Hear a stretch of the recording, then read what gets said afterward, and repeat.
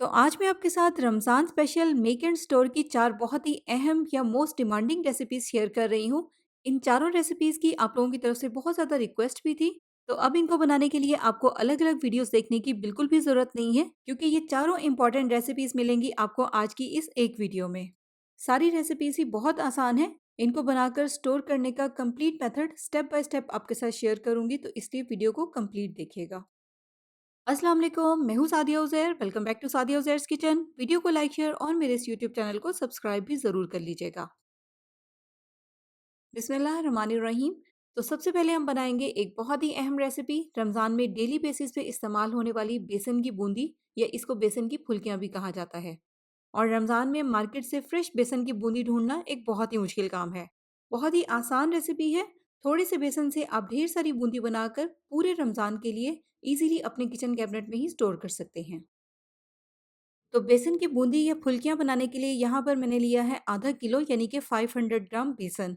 अब आधा किलो बेसन से बहुत सारी क्वांटिटी में ये फुल्कियाँ तैयार हो जाती हैं, लेकिन अगर आप इससे भी ज़्यादा क्वांटिटी में इनको बनाना चाहते हैं तो फिर आप उसी हिसाब से सारे इंग्रेडिएंट्स को 2 गुना या 3 गुना कर लें।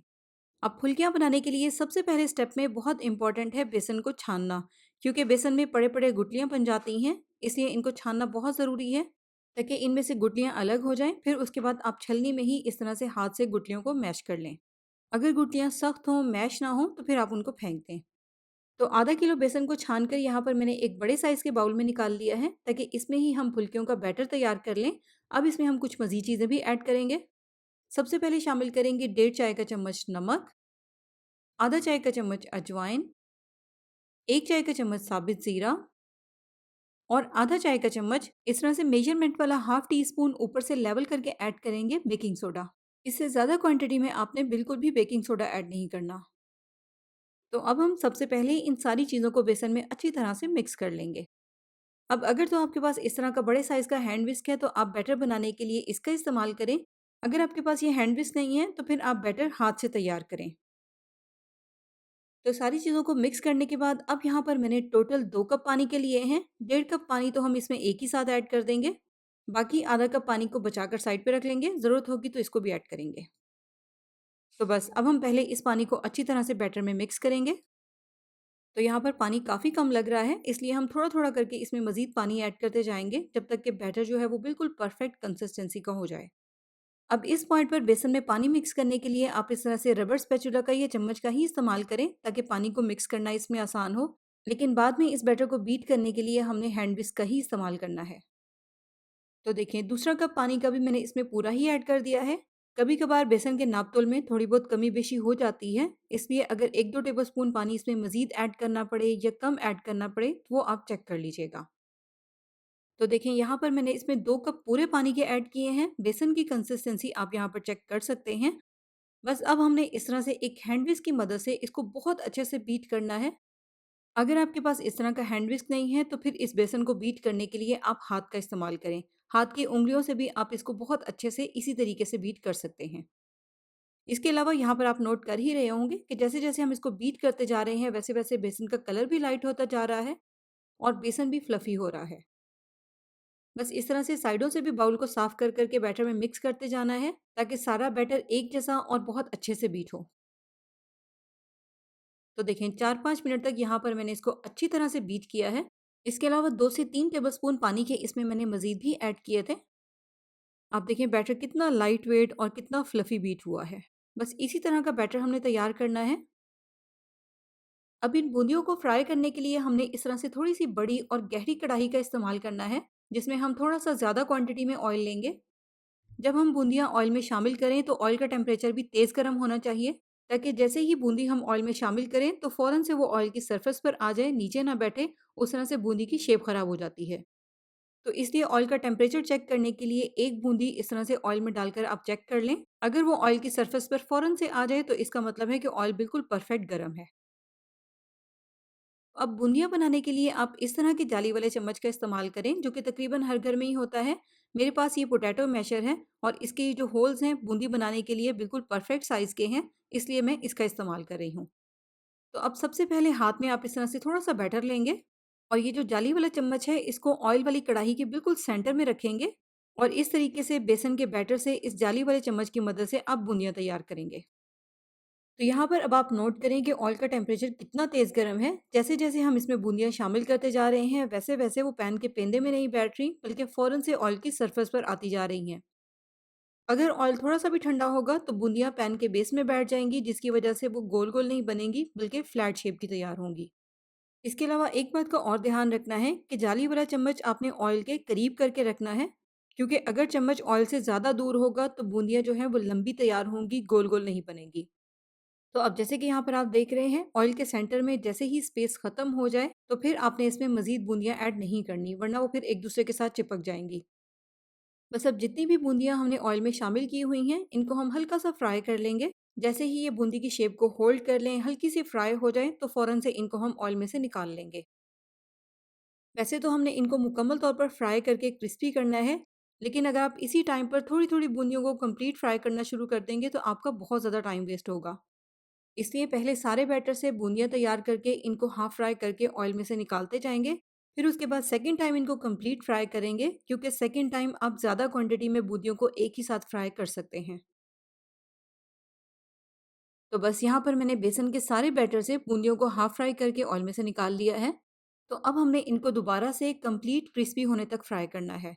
और जैसे कि मैंने आपको पहले भी बताया है कि सेकंड टाइम आप बूंदियों को ज़्यादा क्वांटिटी में फ्राई कर सकते हैं। इसलिए यहाँ पर मैंने एक टाइम में आधी बूंदियों को कढ़ाई में शामिल कर दिया है, बाकी बची हुई आधी बूंदियाँ हम सेकंड टाइम फ्राई कर लेंगे। बस अब हमने फ्लेम को इसके नीचे ज़्यादा तेज़ नहीं करना, हल्की आंच पर इनको फ्राई करना है, क्योंकि कलर आने के साथ-साथ हमने इनको अच्छी तरह से क्रिस्पी भी करना है। फ्राई होने के बाद बूंदियाँ कंप्लीट क्रिस्पी हो जानी चाहिए, अंदर से सॉफ्ट नहीं रहनी चाहिए, वरना फिर आपकी बूंदियाँ बहुत जल्दी ख़राब हो जाएँगी।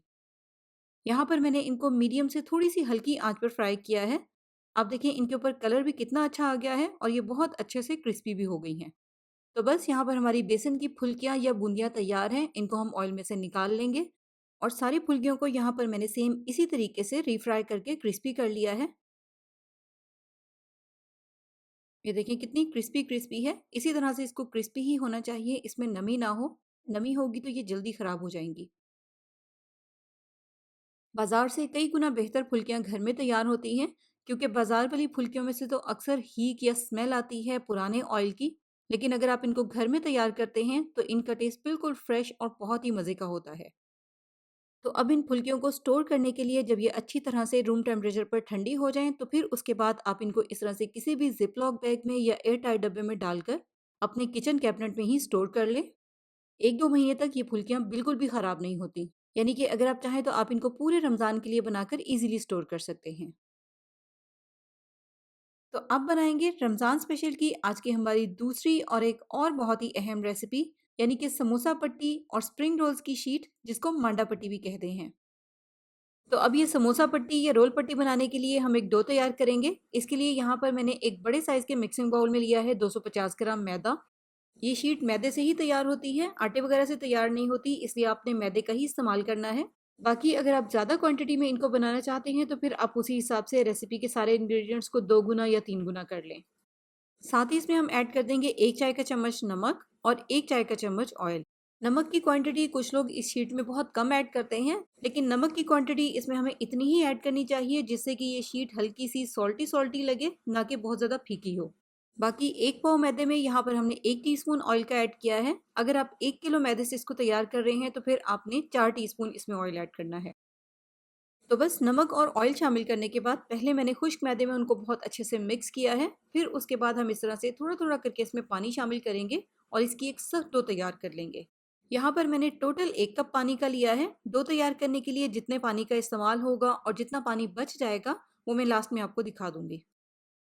बस इस डो को तैयार करते हुए आपने चंद बातों का ध्यान रखना है कि डो थोड़ी-सी सख्त होनी चाहिए, लेकिन साथ ही साथ बहुत स्मूथ हो। उसके लिए आपने डो को जो है वो गूँथना बहुत अच्छी तरह से है।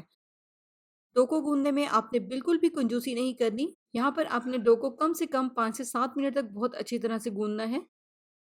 इसके अलावा अगर आप डो को 1-2 मर्तबा थोड़ा-थोड़ा सा रेस्ट देकर बार-बार गूँथते हैं, तब भी डो बहुत अच्छी तैयार होती है। देखिए यहाँ पर डो थोड़ी-सी सख्त है, लेकिन साथ ही साथ आप देखें कितनी स्मूथ और मुलायम है। और इसको गूँथने के लिए टोटल जो मैंने 1 कप पानी लिया था, उसमें से ये पानी बच गया है। तो बस अब इसको हम कवर करके 15-20 मिनट के लिए इसी तरह से पड़ा रहने देंगे, थोड़ा-सा रेस्ट देंगे ताकि आटा जो है वो ठहर जाए और इससे पेड़े बनाना आसान हो। तो 15 से 20 मिनट के बाद डो जो है वो बहुत अच्छी तरह से सेटल हो गई है। अब इससे पेड़े बनाना बहुत आसान है। पहले इस तरह से थोड़ा-सा खुश्क मैदा डस्ट करेंगे। इसके बाद जैसे कि यहाँ पर आप देख रहे हैं, डो को इस तरह से सेंटर से थोड़ा-सा काट कर हाथ से रोल करके इस तरह से लंबाई में शेप दे देंगे। इस तरीके से डो के पीसेस करना आसान होगा। फिर उसके बाद इस तरह से किसी भी नाइफ की मदद से या कटर की मदद से डो को एक जैसे 10 पोर्शंस में काट लेंगे, क्योंकि इससे हमने एक ही साइज के 10 पेड़े तैयार करने हैं। बस कटिंग करने के बाद अब इससे हम इस तरह से स्मूथ से 10 पेड़े तैयार कर लेंगे। बस इन्हीं चंद बातों का ध्यान रखना है कि एक तो पेड़े बिल्कुल स्मूथ बने, आड़े टेढ़े ना हो, और दूसरा इनका वजन जो है वो बिल्कुल एक जैसा होना चाहिए, ताकि हमारी जो समोसे की या रोल्स की जो शीट है वो बिल्कुल एक जैसी तैयार हो, मोटी पतली ना हो। देखिए इस तरह के स्मूथ से पेड़े तैयार करने हैं। यहाँ पर मैंने एक ही साइज के 10 पेड़े तैयार कर लिए हैं। अगर आपके पास किचन स्केल है तो फिर तो बेस्ट है। सारे पेड़ों की डो को एक जैसा मेजर करने के लिए आप किचन स्केल का भी इस्तेमाल कर सकते हैं।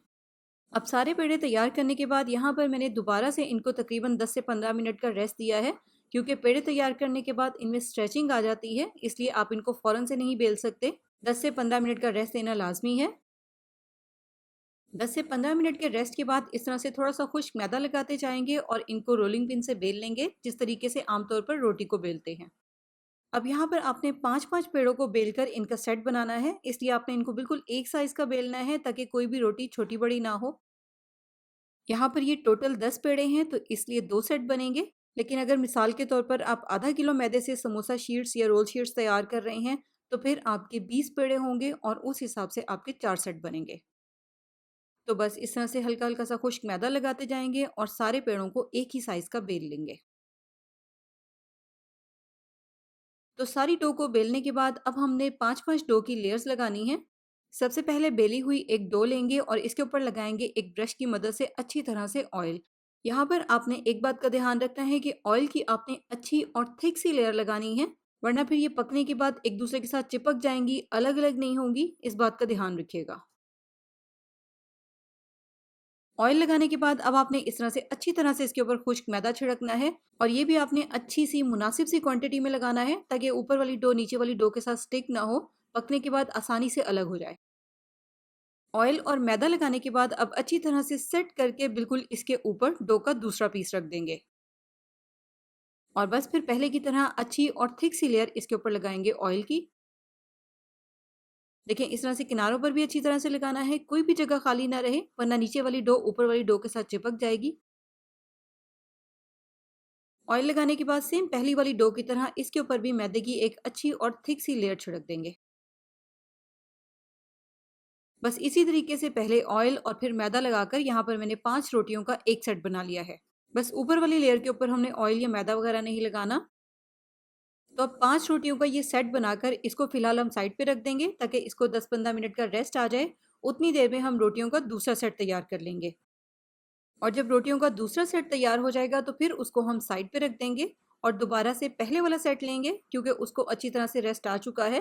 पहले हम इसको बेलेंगे। अब हमने इसको किस तरह से बेलना है?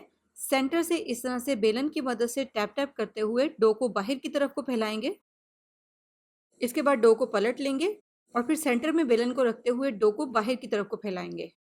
इसी तरीके से सेंटर में ही बेलन को रखते हुए डो को हमने बाहर की तरफ को फैलाना है ताकि सारी रोटियां बिल्कुल एक ही साइज की फैलें।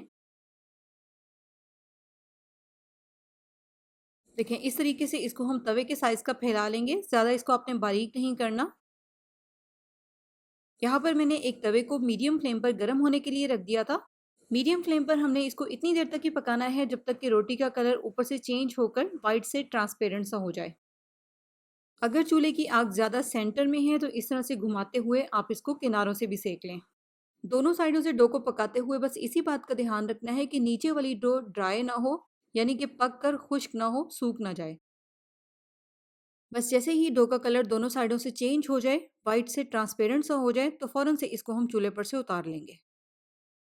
तो देखिए यहाँ पर मैंने रोटियों के दोनों सेट पकाकर इस तरह से कपड़े के ऊपर उतार लिए थे ताकि ये ड्राई ना हो। आप देखिए कितनी सॉफ्ट पट्टियाँ तैयार हुई हैं और कितनी आसानी के साथ ये अलग-अलग भी हो रही हैं। अब यहाँ पर ये शीट्स क्योंकि बहुत तेज़ गर्म है, इसलिए हम इनको चंद सेकंड्स के लिए हवा में रखेंगे ताकि इनका टेम्परेचर जो है वो बिल्कुल नॉर्मल सा हो जाए। फिर उसके बाद इन शीट्स को ऊपर-नीचे रखकर जिस तरह भी आपने इनकी कटिंग करनी है, रोल्स के साइज़ की या समोसों की साइज़ की, उसी तरीके से आप इनकी कटिंग कर लें। अब अगर आपने रोल्स के लिए इन शीट्स की कटिंग करनी है, तो फिर इस तरह से एक स्केल रखकर साइडों से थोड़े-थोड़े से इनके किनारे काट कर इनको स्क्वायर शेप दे दें। और ये जो साइडों के एजेस हैं, इनको हम ज़ाया नहीं करेंगे। इनके छोटे-छोटे से पीसेस काट कर ऑयल में फ्राई कर लें, तो आपकी बहुत ही ज़बरदस्ती पापड़ी तैयार हो जाएगी।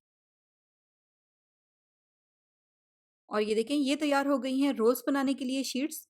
अब इन शीट्स के साथ आपने रोल्स किस तरीके से तैयार करने हैं, तो इन्हीं होममेड शीट्स के साथ मैंने रिसेंट ही रोल्स की एक बहुत ही ज़बरदस्त सी रेसिपी शेयर की है, crispy crunchy spicy chicken spring rolls. चाहे तो ये कंप्लीट रेसिपी आप मेरे चैनल पर देख सकते हैं।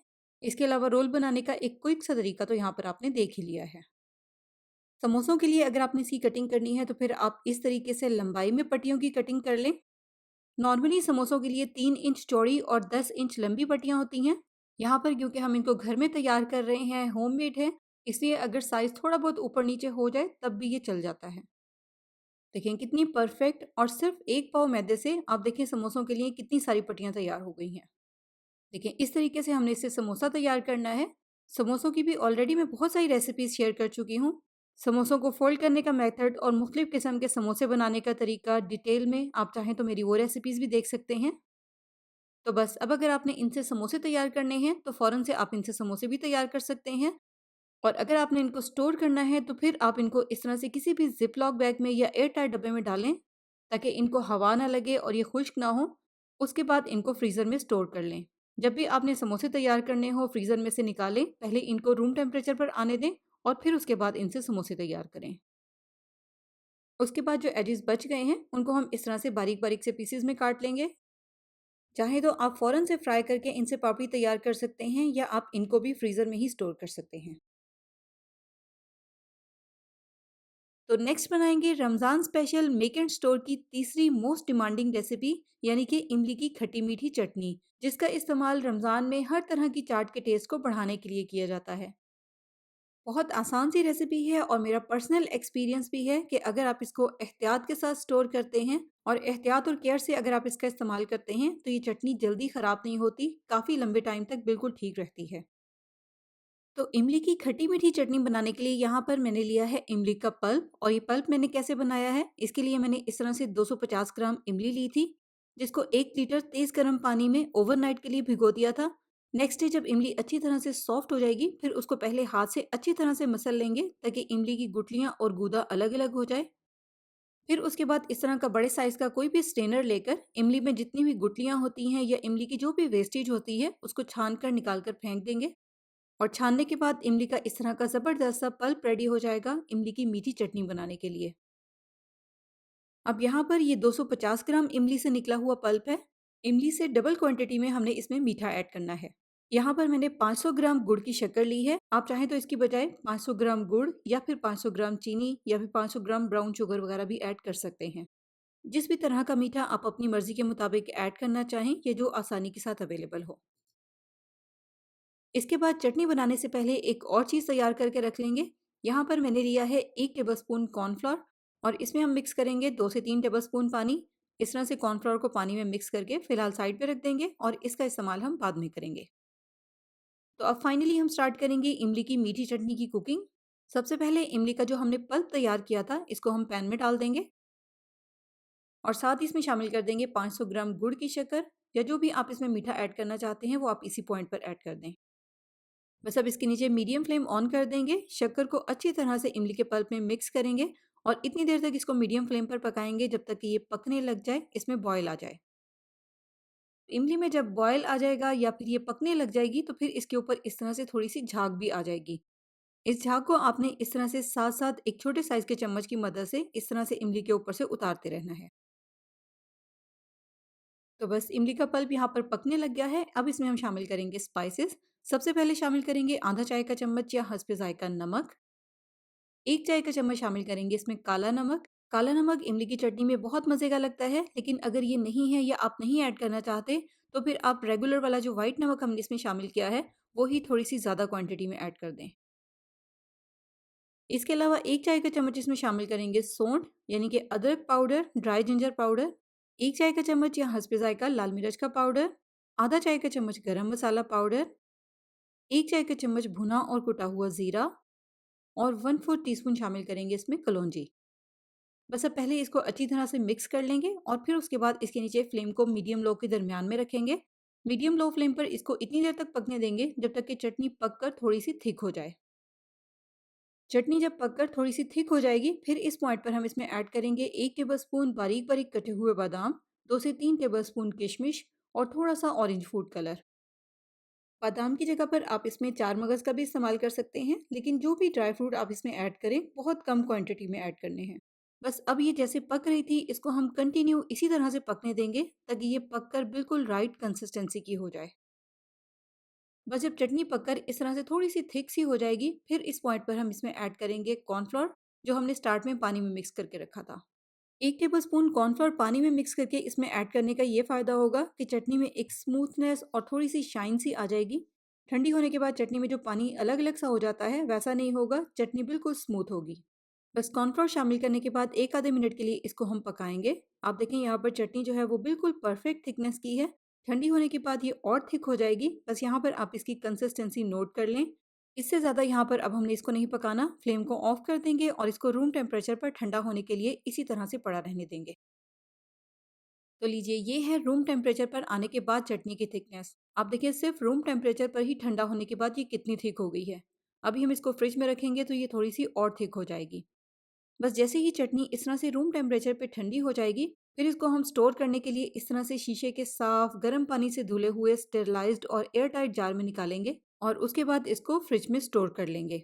बस ये ध्यान रखिएगा कि जब भी आपने इसको इस्तेमाल करना हो, इसमें पानी का एक भी ड्रॉप ऐड ना हो। चटनी को निकालने के लिए भी आपने खुश्क और साफ चम्मच का इस्तेमाल करना है ताकि ये जल्दी खराब ना हो।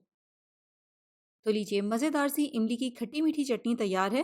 फ्रिज में इसको स्टोर कर लें, जैसे भी और जब भी चाहें आप इसका इस्तेमाल करें। तो इसके बाद अब हम बनाएंगे Ramzan special make and store की फोर्थ मोस्ट इम्पॉर्टेंट रेसिपी, जो कि है दाल माश के भल्ले। आज की इस वीडियो में इनको बनाने की बहुत ही आसान टेक्निक आपके साथ शेयर करूंगी। बाकी तमाम रेसिपीज़ की तरह इनको भी बनाना और स्टोर करना बहुत ही आसान है। तो माश के ये भल्ले बनाने के लिए यहाँ पर मैंने 250 ग्राम माश की दाल ली है। आप अपनी ज़रूरत के अकॉर्डिंग जितनी क्वांटिटी में ये भल्ले बनाना चाहते हैं, उसी हिसाब से रेसिपी के सारे इंग्रेडिएंट्स को 2 गुना या 3 गुना कर लें। तो अब हम सबसे पहले इस दाल को अच्छे से टैप वाटर के नीचे खुले पानी से धोएंगे जब तक कि दाल बिल्कुल साफ़ हो जाए। देखिए, दाल को हमने इस तरह से अच्छे से खुले पानी से धोना है जब तक कि इसमें जो पानी है वो बिल्कुल ट्रांसपेरेंट और क्लियर हो जाए। इसके बाद दाल में हम शामिल करेंगे साफ़ पानी, कवर कर देंगे और कवर करके इसको 5 से 6 घंटे के लिए इसी तरह से भीगा रहने देंगे। भल्ले बनाने के लिए दाल को आपने बहुत अच्छे से भिगोना है, ये स्टेप बहुत इंपॉर्टेंट है। यहाँ पर मैंने दाल को ओवरनाइट के लिए कम से कम 6-8 घंटे के लिए इसी तरह से पड़ा रहने दिया था। और दाल यहाँ पर आप देखें बहुत अच्छे से भीग गई है, थोड़ी-सी फूल भी गई है। देखें, दाल का दाना इस तरह से बिल्कुल सॉफ्ट सा हो गया है। बस अब यहाँ पर दाल भल्ले बनाने के लिए बिल्कुल तैयार है। बहुत ईज़ी रेसिपी है। सबसे पहले इस भीगी हुई दाल को डाल देंगे इस तरह के एक ब्लेंडिंग जग में। अगर आपके पास इस तरह का ब्लेंडिंग जग नहीं है, आपके पास हैंड ब्लेंडर है, तो उससे भी आप दाल को अच्छी तरह से ब्लेंड कर सकते हैं। बस दाल को आपने इतने अच्छे से ब्लेंड करना है कि इसका दाना बिल्कुल ख़त्म हो जाए और दाल बिल्कुल स्मूथ सी हो जाए। इसके बाद यहाँ पर मैंने टोटल आधा कप पानी लिया है। इसमें अभी हम फ़िलहाल थोड़ा-सा पानी शामिल करेंगे। सारा पानी एक साथ ऐड नहीं करेंगे। अगर दाल को पीसने के लिए ज़रूरत होगी, तो पीसने के दौरान इसमें हम बाकी पानी भी ऐड कर देंगे। बस यहाँ पर आपने दाल को बहुत अच्छे से पीसना है। थोड़ी-थोड़ी देर के बाद इस तरह से मशीन को बंद करके आप दाल को ऊपर-नीचे भी करते रहें, क्योंकि अगर आप एक ही बार में मशीन को चलाकर सारी दाल को पीसने की कोशिश करेंगे, तो दाल भी अच्छे से नहीं पिसेगी और आपकी मशीन भी जल सकती है। और इसी के साथ-साथ अगर दाल अच्छे से पिस नहीं रही, इसमें ज़रूरत हो तो आप इसमें थोड़ा-थोड़ा करके पानी भी ऐड करते रहें, क्योंकि यहाँ पर दाल को हमने बहुत अच्छे से पीसना भी है। तो देखें, दाल कितने अच्छे से पिस गई है, बिल्कुल स्मूथ सी हो गई है। तो यहाँ पर मैंने इसको निकाल लिया है एक बाउल में। अब इसमें हम शामिल करेंगे 1 चाय का चम्मच नमक और आधा चाय का चम्मच अजवाइन। अब यहाँ पर मैंने इसमें बेकिंग सोडा वगैरह बिल्कुल भी ऐड नहीं किया। आप चाहें तो आप 1 चुटकी भर के बेकिंग सोडा की ऐड कर सकते हैं।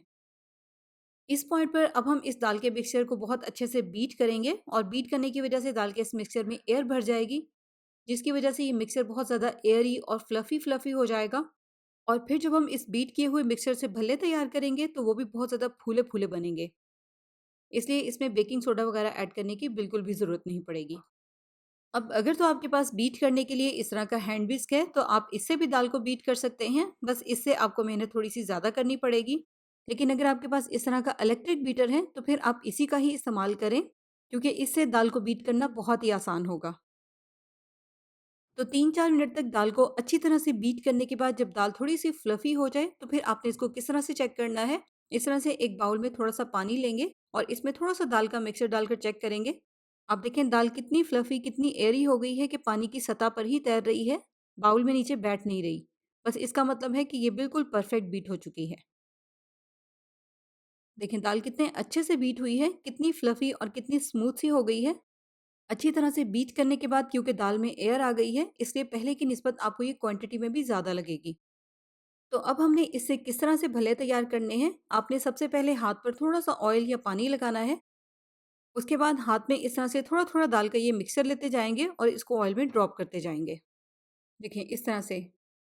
लेकिन अगर आप बिगिनर्स हैं और हाथ से इनको ऑयल में डालना मुश्किल है, तो फिर आप इस तरह से 2 चम्मच लें, इनकी मदद से भी आप इनको ऑयल में शामिल कर सकते हैं।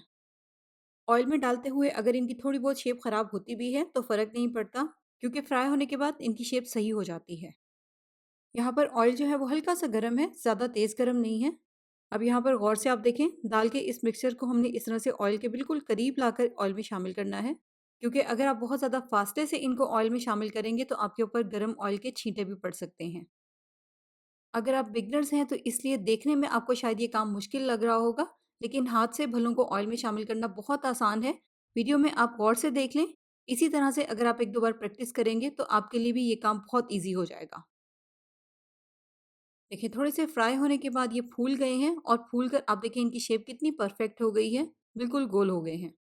बस अब हमने इसी तरह से इनको ऊपर-नीचे करते हुए, पलटते हुए इनको फ्राई करना है जब तक कि इनका कलर लाइट गोल्डन सा हो जाए। देखिए जैसे ही इनका कलर इस तरह से लाइट गोल्डन सा हो जाएगा, तो फिर इनको हम फ़ौरन से ऑयल में से निकाल लेंगे। देखिए अंदर से ये कितना फ्लफ़ी और कितना जालीदार बना है, हालाँकि इसमें हमने बेकिंग पाउडर या बेकिंग सोडा वगैरह कुछ भी ऐड नहीं किया। देखिए सेंटर से भी कितना जालीदार और कितना नरम-नरम है।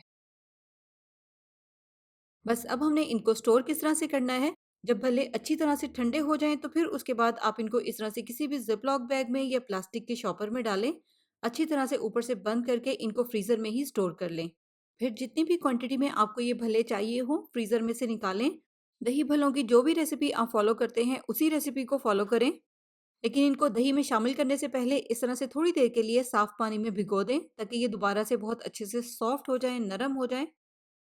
बस पानी में डालने के बाद आप चेक कर लीजिएगा, जब ये अंदर से अच्छी तरह से नरम हो जाएँ, फिर ही आपने इनको दही में शामिल करना है।